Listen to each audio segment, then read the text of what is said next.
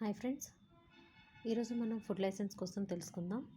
I'm from Tanushree tax solutions. FSSAI అంటే food safety and standards authority of India. So ఇందులో వచ్చి మనకి 3 types ఉంటాయి.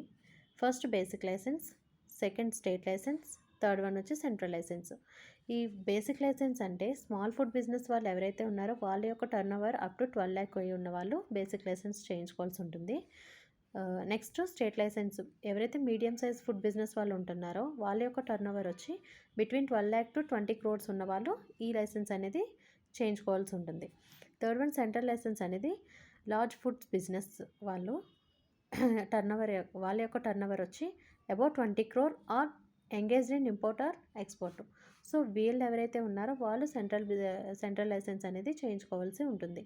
సో మీరు ఎవరికైనా ఫుడ్ లైసెన్స్కి అప్లై చేయాలి అనుకుంటే కింద ఇచ్చిన నెంబర్కి కాంటాక్ట్ అవ్వండి. Thank you.